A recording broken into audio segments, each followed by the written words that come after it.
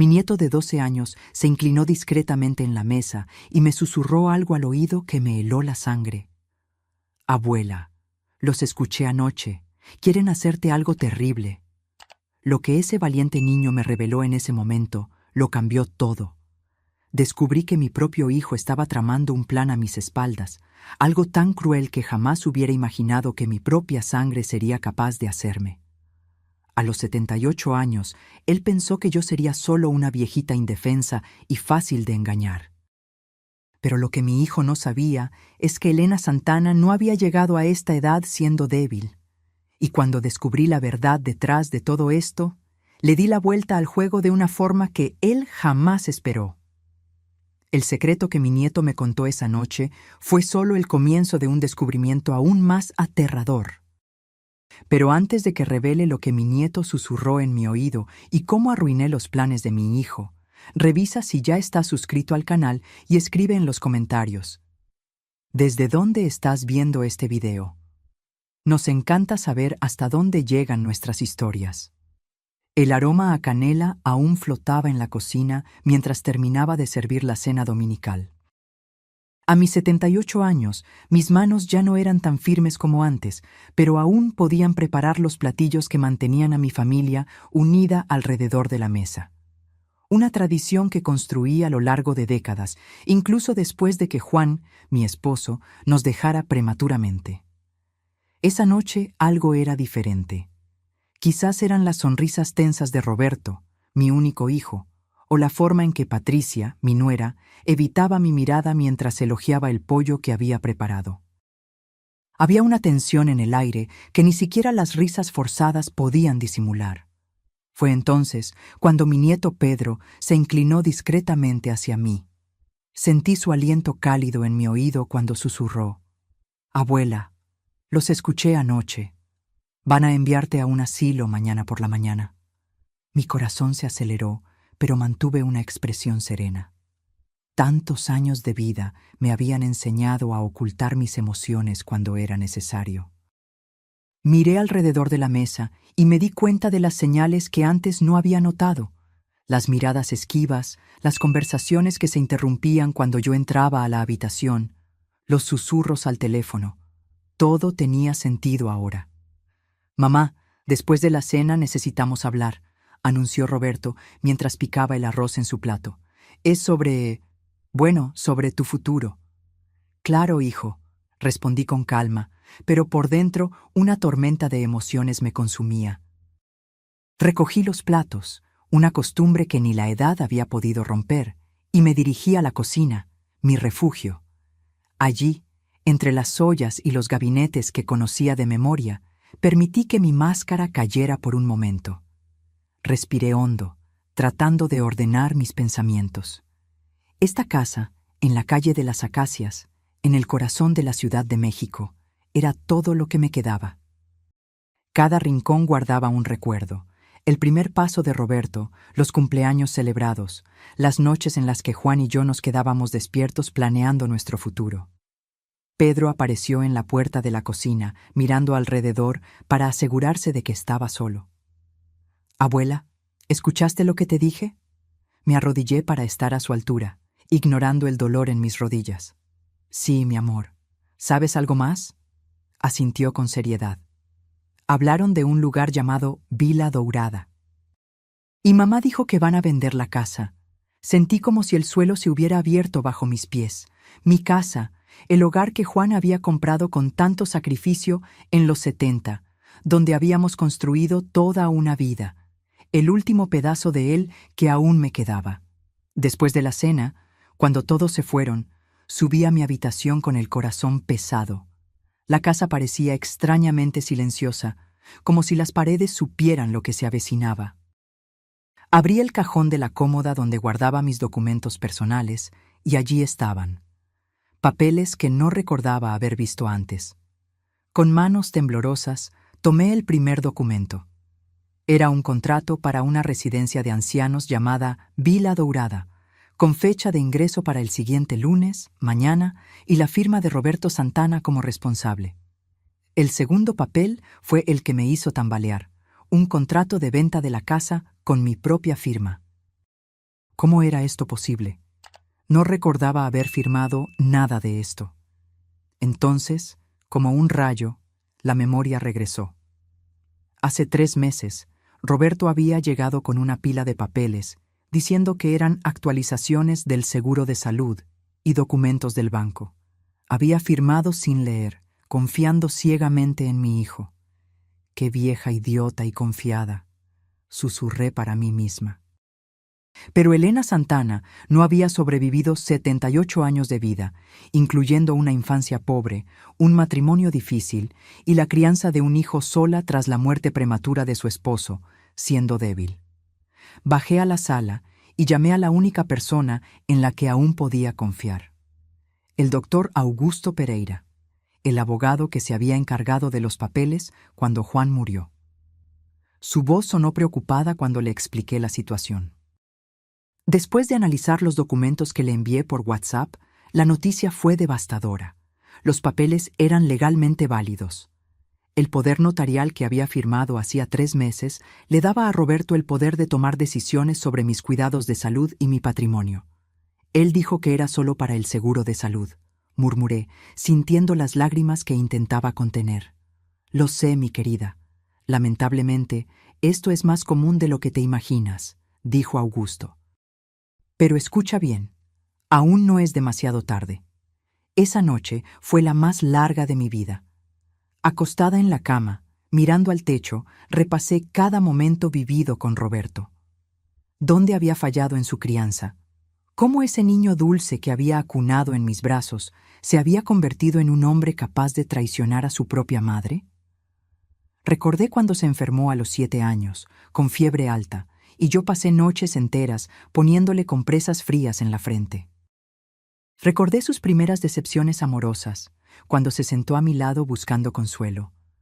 Recordé cómo sostuve su mano cuando nació Pedro, y vi en sus ojos el mismo amor que yo sentía por él. Y ahora, este mismo hijo planeaba enviarme a un asilo y vender mi casa. El único lugar que conocía como hogar. Las primeras luces de la mañana me encontraron aún despierta, con los ojos ardiendo y un plan formado en mi mente. Si querían guerra, tendrían guerra. Elena Santana podría tener 78 años, pero aún sabía cómo luchar. A las 6 de la mañana me levanté y tomé un baño prolongado, dejando que el agua caliente aliviara la tensión de mis músculos. Me puse mi conjunto azul marino, el que usaba en ocasiones especiales como bodas y graduaciones. Si iba a una batalla, estaría bien presentada. Me recogí el cabello canoso en un moño firme y me puse lápiz labial rojo, una pequeña rebeldía contra el estereotipo de la viejita indefensa. La oficina del doctor Augusto estaba en el centro de la ciudad, en un edificio antiguo con un elevador que hacía ruidos inquietantes. Cuando entré a su oficina, él ya me estaba esperando con una expresión seria detrás de sus lentes de lectura. Elena, investigué la situación financiera de Roberto durante la madrugada, dijo, ajustándose los lentes. Tu hijo le debe casi 200,000 pesos a prestamistas, deudas de juego, apuestas deportivas, casinos clandestinos. La situación es crítica. Me sentí mareada. Las piezas del rompecabezas comenzaban a encajar. Por eso necesita el dinero de la casa. Exacto, y por el valor que se ofrece, muy por debajo del mercado, apuesto a que es alguien conocido de esos prestamistas quien quiere comprar. Dios mío, Elena, tu hijo no solo te está traicionando, se está involucrando con gente muy peligrosa. No era solo una traición personal, era algo mucho más oscuro. Roberto no solo me estaba enviando a un asilo para deshacerse de mí, me estaba usando como una pieza en un esquema criminal. ¿Qué vamos a hacer, doctor? Augusto sonrió por primera vez esa mañana. Vamos a usar sus propias armas contra él. El plan era simple. Yo volvería a casa y fingiría no saber nada. Cuando Roberto llegara para llevarme al asilo, tendríamos una sorpresa preparada para él. Augusto había contactado a las autoridades presentando pruebas de las actividades sospechosas relacionadas con la venta de la casa. Cuando regresé a casa, me senté en la mecedora del porche, observando el jardín que Juan había plantado décadas atrás. Las rosas estaban floreciendo, ajenas al drama que se desarrollaba.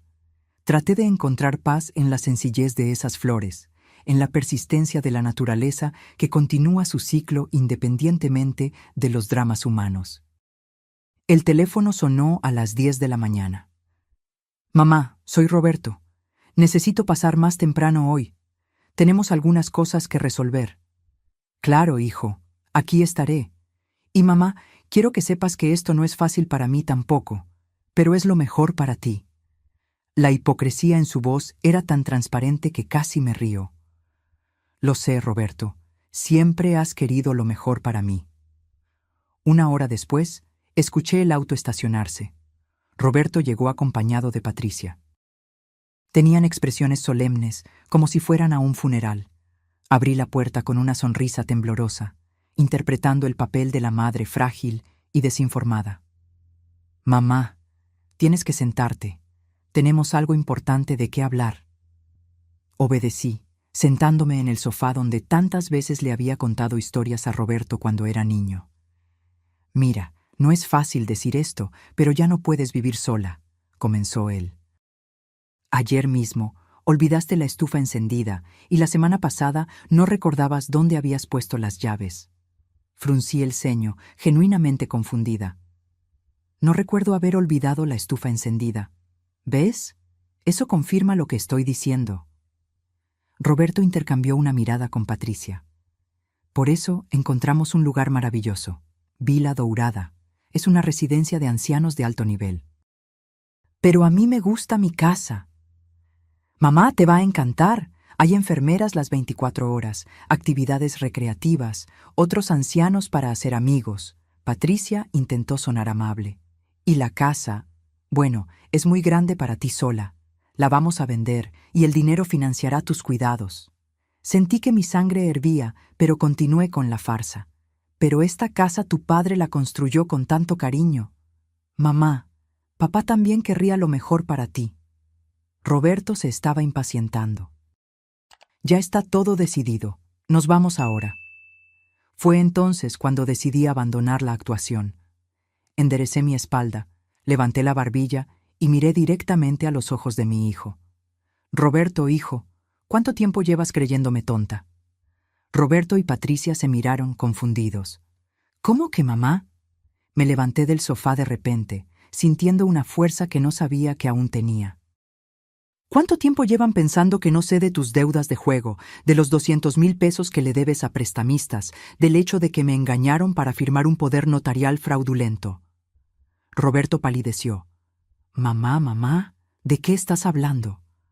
«Estoy hablando de la conversación que tuvieron anoche, pensando que Pedro estaba dormido. Estoy hablando de los papeles que ustedes pusieron en mi cajón. Estoy hablando de que pensaron que una mujer de 78 años sería lo suficientemente tonta como para no darse cuenta de que estaba siendo traicionada por su propia familia». Patricia intentó intervenir. «Doña Elena, usted está confundida». «¿Confundida?» Levanté la voz por primera vez. «La única cosa confusa aquí es cómo crié a un hijo capaz de robarle a su propia madre». Roberto intentó recomponerse. «Mamá, aunque lo sepas, los documentos ya están firmados. La venta de la casa se realiza hoy por la tarde y, legalmente, tengo poder notarial para nada». La voz grave del doctor Augusto sonó en la puerta de la sala. No estaba solo. 2 policías uniformados lo acompañaban. «Roberto Santana, queda usted arrestado por estafa contra una persona mayor y falsedad ideológica». Lo que sucedió en los siguientes minutos quedará para siempre grabado en mi memoria como una película en cámara lenta. Roberto intentó huir por la puerta trasera, pero fue rápidamente detenido. Patricia comenzó a llorar, alegando inocencia, pero los documentos mostraban su firma como testigo en varios papeles. «¿Cómo?», preguntaba Roberto, incrédulo, mientras las esposas se cerraban en sus muñecas con un clic metálico que resonó en la silenciosa sala. El doctor Augusto se ajustó las gafas con una leve sonrisa. Tu madre puede tener 78 años, pero aún tiene la mente más aguda que la tuya. Tan pronto como descubrió tu plan, contactamos a las autoridades y descubrimos cosas muy interesantes sobre tus actividades. Uno de los policías mostró una orden de registro y decomiso. Señor Roberto, además de la estafa, está siendo investigado por asociación con el narcotráfico. Los prestamistas a los que le debe dinero son conocidos nuestros. Me volví a sentar, sintiendo de repente todo el peso de la situación. No era solo una traición familiar. Mi hijo estaba involucrado en el crimen organizado. El niño que había criado, a quien le había dado todo de mí, se había convertido en un criminal. ¡Mamá! ¡Mamá! Roberto intentó acercarse, pero fue impedido por los policías. «Mamá, por favor, no», levanté la mano, interrumpiendo sus súplicas. «Ya no eres mi hijo. Mi hijo murió el día en que decidiste tratarme como basura». Las palabras salieron duras, cortantes, pero necesarias. Por dentro, mi corazón se partía en 1000 pedazos, pero no podía mostrar debilidad. No ahora. Mientras Roberto y Patricia eran escoltados hacia la salida, noté una pequeña figura parada en la puerta. Pedro estaba allí, con los ojos muy abiertos y llenos de lágrimas. No me había dado cuenta de que mi nieto había presenciado toda la escena. «¡Abuela!», corrió a mis brazos, sollozando. No sabía que papá y mamá habían hecho cosas tan malas. Abracé a mi nieto, sintiendo que al menos una persona de la familia todavía valía la pena. «No te preocupes, mi amor. A veces los adultos toman decisiones muy malas, pero tú no eres responsable de las decisiones de tus padres». El doctor Augusto se acercó, con una expresión grave. «Elena, tengo que contarte el resto. Hay más. La casa que querían venderle al amigo de Roberto en realidad se usaría como laboratorio de drogas. Por eso el precio era tan bajo. Querían usar tu propiedad para actividades criminales». Sentí una náusea repentina. La magnitud de la traición era aún mayor de lo que imaginaba. Mi propio hijo estaba dispuesto a usar la casa que su padre construyó con tanto amor para actividades criminales. Dios mío, pero ahora se acabó. Los contratos son nulos, el poder notarial fue cancelado y tu casa sigue siendo tuya. Pedro me miró con ojos asustados. «Abuela, ¿qué va a pasar conmigo?». Esa era la pregunta que más temía. Con sus padres en la cárcel, Pedro quedaría prácticamente huérfano. Miré a ese niño, tan parecido a Roberto a su misma edad, pero con un corazón tan diferente, y supe lo que debía hacer. «Doctor Augusto, ¿puedo solicitar la custodia de Pedro?». El abogado sonrió. «Ya preparé los papeles. A los 78 años normalmente sería complicado, pero, dadas las circunstancias excepcionales y el hecho de que has demostrado estar en plena capacidad mental y física, creo que lo lograremos». En las semanas siguientes, mi vida se transformó por completo. Entre audiencias en el tribunal, testimonios y la burocracia para obtener la custodia de Pedro, apenas tuve tiempo para procesar todo lo que había sucedido. El caso de Roberto llegó a los titulares de los periódicos locales. «Hijo intenta internar a madre anciana para vender casa a narcotraficantes». La vergüenza pública se sumó a mi dolor personal. Algunas noches, después de que Pedro se dormía, me permitía llorar en silencio en la habitación. Lloraba por el hijo que había perdido, por el sueño destruido de una familia unida, por la traición que nunca imaginé sufrir a manos de quien más amaba. Pero cuando salía el sol, me secaba las lágrimas y seguía adelante. Por Pedro y por mí misma. La casa en la calle de las Acacias, que casi perdí, cobró nueva vida. Pinté las paredes, replanté el jardín, hice pequeñas reformas. Era como si estuviera reconstruyendo no solo el espacio físico, sino también mi propia existencia. Pedro se adaptó sorprendentemente bien a la nueva realidad. Lejos de la constante tensión que existía en casa por los problemas de sus padres, comenzó a florecer. Sus notas en la escuela mejoraron, hizo nuevos amigos y por primera vez lo vi sonreír sin reservas. Una tarde de sábado, mientras podábamos los rosales en el jardín, Pedro me hizo una pregunta que había estado guardando durante meses. Abuela, ¿todavía quieres a papá? Dejé de hacer lo que estaba haciendo y miré hacia el horizonte, donde el sol comenzaba a ponerse, pintando el cielo de naranja y rosa. Sabes, Pedro, el amor de una madre es muy extraño. Es como estos rosales. Incluso cuando cortamos todas las ramas, en la próxima primavera, intentan florecer de nuevo. El amor no desaparece así, de un momento a otro. Entonces, ¿todavía lo quieres? Quiero al niño que fue. Quiero los recuerdos que guardé. Pero al hombre en que se convirtió, a ese ya no lo reconozco como mi hijo. Pedro asintió, comprendiendo con una madurez sorprendente para sus 12 años. ¿Y tú, Pedro? ¿Todavía quieres a tu padre? Se quedó en silencio por un momento, pensativo. Creo que sí, pero también estoy muy enojado con él. Y triste. Abracé a mi nieto, sintiendo su pequeño cuerpo contra el mío. Está bien sentir enojo y tristeza, es parte de querer a alguien.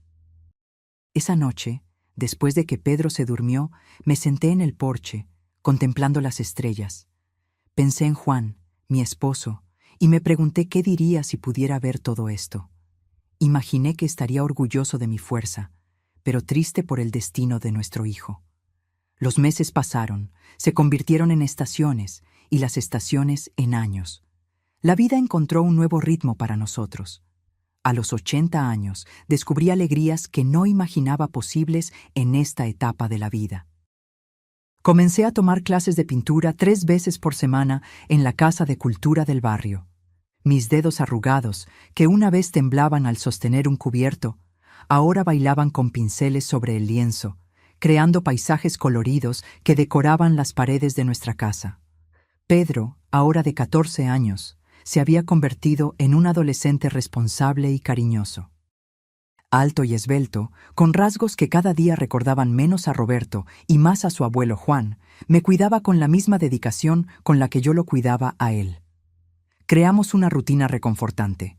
Él iba a la escuela por la mañana, yo a mis clases de pintura o al grupo de lectura en la biblioteca. Por la tarde, preparábamos la cena juntos, contándonos las historias del día. Rara vez hablábamos de Roberto o Patricia. Era como si hubiéramos acordado en silencio dejar el pasado en el pasado.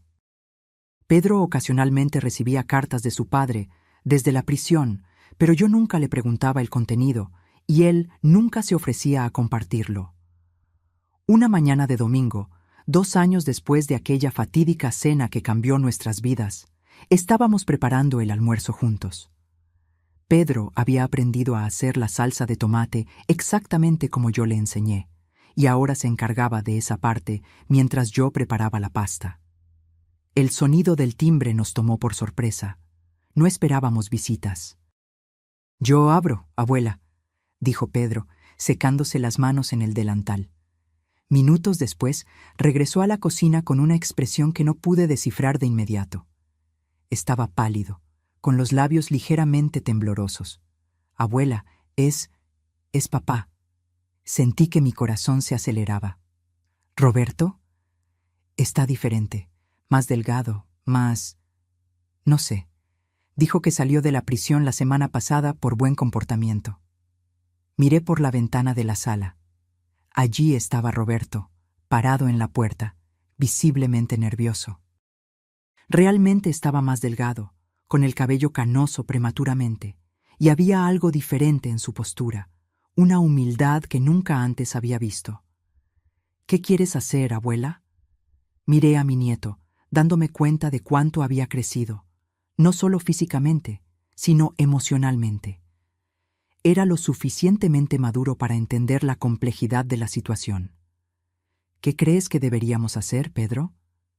Él pensó por un momento. «Creo que al menos deberíamos escuchar lo que tiene que decir. Pero eso no significa que lo vamos a perdonar u olvidar». Juntos caminamos hacia la puerta. Roberto estaba visiblemente emocionado al vernos. Sus ojos, tan parecidos a los míos, estaban llorosos. «Mamá, Pedro». Su voz era casi un susurro. Mantuve mi voz neutral, protegiendo mi corazón. Roberto, yo no sé ni por dónde empezar. Sé que no tengo derecho a estar aquí. Sé que no merezco ni que me miren, pero... Pedro se cruzó de brazos, protector conmigo. Pero necesito que sepan que estos 2 años me hicieron entender lo que hice, la magnitud del daño que causé. Roberto comenzó a llorar abiertamente. Mamá, casi destruyo a la mujer que me dio la vida. Traicioné a la persona que más me amó en todo el mundo. Permanecí en silencio, observando cada gesto, cada expresión, buscando señales de falsedad. En la prisión tuve tiempo para pensar, mucho tiempo, y me di cuenta de que no era adicto solo al juego. Era adicto a la idea de tener dinero fácil, de no tener responsabilidades, de ser un niño mimado, incluso siendo un hombre de 47 años. ¿Y qué?, preguntó Pedro, aún desconfiado. Y que entendí que ustedes hicieron lo correcto. Mamá, me salvaste. Si no me hubieras denunciado, ahora estaría muerto. Los prestamistas me iban a matar. Roberto se acercó un poco más. Sé que no puedo pedir perdón. Sé que no puedo esperar que me acepten de nuevo, pero quería que supieran que he cambiado. Realmente cambié. Estoy en tratamiento para la adicción. Estoy trabajando. Un trabajo honesto. Miró a Pedro. Y quería pedirte disculpas, hijo. Merecías un padre mejor. La abuela Elena fue más padre para ti que yo. Pedro me miró, esperando alguna orientación. Roberto, dije finalmente, ¿de verdad crees que 2 palabritas van a borrar 2 años de traición? No, mamá, no lo borran, y ni siquiera deberían borrarlo. Solo quería que supieran que pasaré el resto de mi vida tratando de merecer una segunda oportunidad, incluso si esa oportunidad nunca llega. Estudié el rostro de mi hijo. Había algo diferente allí. La arrogancia había desaparecido, la codicia se había disipado. Lo que quedaba era un hombre roto, pero tal vez, honesto por primera vez en muchos años. Roberto, ¿dónde está Patricia? Nos separamos. De hecho, ella pidió el divorcio tan pronto como salió de la prisión. Dijo que no quería saber más de mí. Roberto bajó la cabeza. Y tenía razón. Destruí a nuestra familia. Para mi sorpresa, Pedro dio un paso al frente. «Papá, ¿quieres almorzar con nosotros hoy?» Miré a mi nieto, sorprendida, pero continué. «Pedro, eso no significa que todo esté bien. Eso no significa que lo perdonemos». «Lo sé, abuela». Me volví hacia Roberto. «Eso solo significa que tal vez puedas comenzar a merecer nuestro perdón». Roberto comenzó a sollozar. «Gracias, hijo. Gracias, mamá». Abrí la puerta por completo. «Entra, Roberto. Pero deja algo muy claro. Esta sigue siendo mi casa y Pedro sigue bajo mi custodia. Si quieres volver a ser parte de esta familia, será bajo mis condiciones». «Sí, mamá, como quieras». El almuerzo de ese domingo fue el más extraño que hemos tenido. Pedro hablaba sin parar, tratando de llenar el silencio incómodo entre Roberto y yo. Mi hijo comía lentamente, saboreando cada bocado como si fuera la primera comida decente en años, y tal vez lo era. «Esta pasta está increíble, mamá», dijo en un momento dado, exactamente como la recordaba. Asentí sin decir nada. Una parte de mí quería creer que había cambiado, que el tiempo en la cárcel lo había transformado. Pero otra parte, más cautelosa, más herida, me recordaba que confiar ciegamente ya me había costado demasiado caro. Después del almuerzo, mientras Pedro lavaba los platos, Roberto me pidió que habláramos a solas en el porche. Nos sentamos en las mecedoras, como lo hacíamos cuando era niño, y yo le contaba historias antes de dormir. «Mamá, sé que las palabras no significan nada ahora», comenzó. «Pero quiero que sepas que llevo 1 año y medio limpio. Ya no juego, ya no bebo. Estoy trabajando en un taller mecánico cerca de la prisión. El dueño contrata a exconvictos. Les da una segunda oportunidad».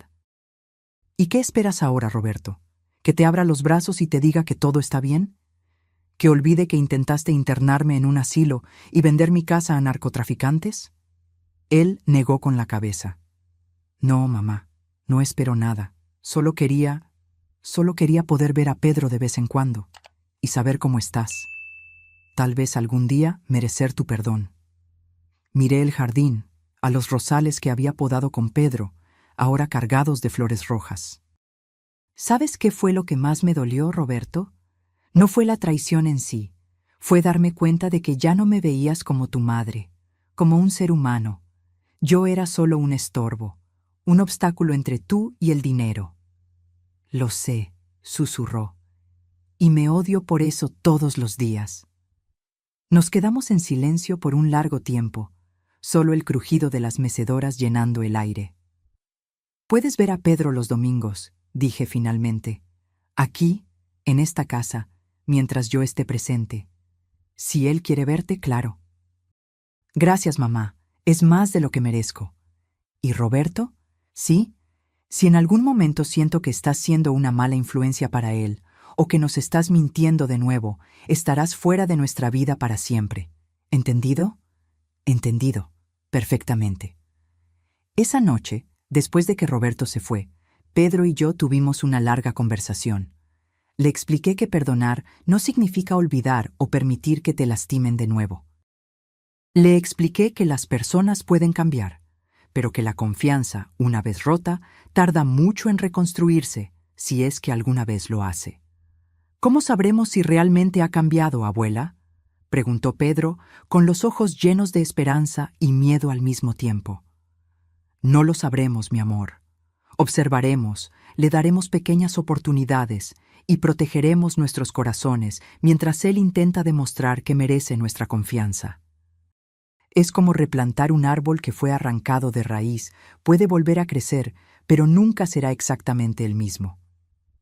En los meses siguientes, Roberto cumplió rigurosamente nuestro acuerdo. Venía los domingos, siempre puntual, siempre respetuoso. Le traía pequeños regalos a Pedro, un libro, una camiseta de un equipo de fútbol, cosas sencillas que demostraban que estaba tratando de conocer mejor a su hijo. Para mí, traía flores del mercado, nunca rosas, porque sabía que tenía las mías, pero siempre margaritas, mis favoritas desde joven. Lentamente, como una herida que cicatriza, comenzamos a crear una nueva dinámica familiar. No era la familia que teníamos antes, esa estaba irremediablemente perdida. Era algo nuevo, construido sobre las ruinas del pasado, pero con cimientos más sólidos, honestidad, respeto, límites claros. Un domingo, casi un año después de su regreso, Roberto llegó con una expresión diferente. Parecía nervioso, pero de una manera buena, como alguien a punto de compartir una noticia importante. «Mamá, Pedro, tengo algo que contarles», dijo durante el almuerzo. «Me ascendieron en el taller. Ahora soy gerente». Pedro sonrió, genuinamente feliz por primera vez al escuchar noticias de su padre. «Eso es increíble, papá. Felicidades». Yo asentí, permitiéndome una pequeña sonrisa. «Me alegro por ti, Roberto». «Hay más», continuó.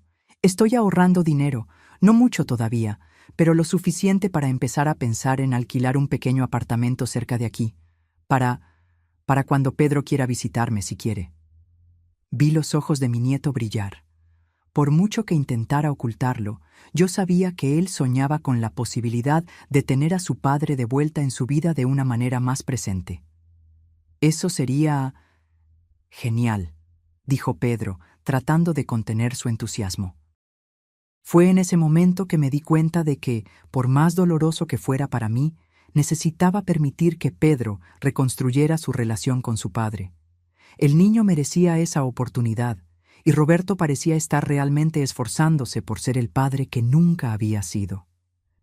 2 años pasaron desde ese primer almuerzo. Roberto ahora alquilaba un pequeño apartamento a 3 cuadras de nuestra casa. Pedro pasaba algunas tardes allí después de la escuela y ocasionalmente dormía en la casa de su padre los fines de semana. Yo aún mantenía mis reservas, todavía observaba desde lejos, pero no podía negar la transformación que había ocurrido en mi hijo. En mi cumpleaños número 82, Roberto me sorprendió al aparecer con un enorme ramo de margaritas y un sobre. «¿Qué es esto?», pregunté, desconfiada. «Ábrelo, mamá». Dentro había un certificado. Roberto había completado un programa de 2 años para ser consejero en adicciones. Ahora, además del trabajo en el taller, era voluntario 2 noches por semana en un centro de recuperación ayudando a otros adictos al juego. «Quiero retribuir, mamá», explicó con los ojos llorosos. «Quiero ayudar a las personas que están en el mismo agujero en el que yo estuve. Quiero que algo bueno salga de toda esta tragedia». Sentí un nudo en la garganta. Por primera vez en años, vi en el hombre frente a mí rasgos del niño que había criado, el niño de buen corazón que se había perdido en el camino. Esa noche, después de que todos se fueron y la casa se quedó en silencio, me senté en el porche, contemplando las estrellas como hacía a menudo. Pensé en todo lo que había sucedido en los últimos 4 años, la traición, la prisión, el lento y doloroso proceso de reconstrucción. Si alguien me hubiera dicho, en aquella noche fatídica en que Pedro me susurró el plan de Roberto, que algún día estaría considerando perdonar a mi hijo, me habría reído de la ingenuidad. Y, sin embargo, aquí estaba yo, a los 82 años, aprendiendo que el perdón no es un evento, sino un proceso, lento, doloroso, imperfecto. Nunca olvidaría lo que Roberto había hecho. La cicatriz de esa traición siempre estaría conmigo, al igual que las arrugas en mi rostro, marcas de una vida larga y no siempre fácil. Pero tal vez, solo tal vez, había espacio en mi corazón para algo más que el rencor. No la confianza ciega que una vez deposité en él, sino una nueva forma de relación, construida sobre bases más realistas. En mi siguiente cumpleaños, cuando cumplí 83 años, hice algo que nunca imaginé volver a hacer. Invité a Roberto a cenar en casa, no solo como padre de Pedro, sino como mi hijo. Cuando entró, vi sus ojos llenarse de lágrimas al notar que había puesto en la pared una foto antigua. Él, a los 10 años, sonriendo junto a Juan y yo, frente a esta misma casa. «Gracias, mamá», susurró cuando me abrazó. «No estoy diciendo que todo esté perdonado», respondí. «Solo estoy diciendo que estoy dispuesta a intentar recordar no solo el mal que hiciste, sino también el bien que puedes hacer de ahora en adelante». 4 años después de aquella noche en que descubrí la traición de mi hijo, aprendí que la vida rara vez nos ofrece finales perfectos. No hay garantías de que Roberto nunca más me decepcionará, así como no hay garantías de que Pedro crecerá sin cicatrices de esta experiencia. Pero a los 83 años, finalmente entendí que la fuerza no está en evitar ser lastimado, sino en cómo te levantas después de la caída. Y yo me levanté. Muchas veces. Construí una nueva vida para mí y para mi nieto. Redescubrí viejas pasiones y descubrí nuevas. Me demostré a mí misma y al mundo que la edad es solo un número, que la vulnerabilidad no es lo mismo que debilidad, y que incluso los corazones más heridos pueden, eventualmente, encontrar espacio para sanar. Cuando la gente me pregunta cómo logré superar todo esto, siempre respondo lo mismo. La vida es demasiado corta para vivir atrapada en el pasado. Prefiero usar el tiempo que me queda construyendo recuerdos que valgan la pena ser recordados. Y así sigo, día tras día, meciéndome en la silla del porche, observando las rosas que florecen en el jardín, agradeciendo la sabiduría que solo los años pueden traer. La sabiduría de saber que el perdón no es un regalo que le damos a los demás, sino un regalo que nos damos a nosotros mismos. Porque al final, lo que importa no es cuánto tiempo viviste, sino cómo elegiste vivir cada día que te fue dado. Y yo elegí vivir con dignidad, con coraje y, eventualmente, con un corazón capaz de perdonar sin olvidar. Esta es mi verdadera herencia, no la casa en la calle de las Acacias, sino las lecciones que dejaré para Pedro y para todos los que conozcan mi historia.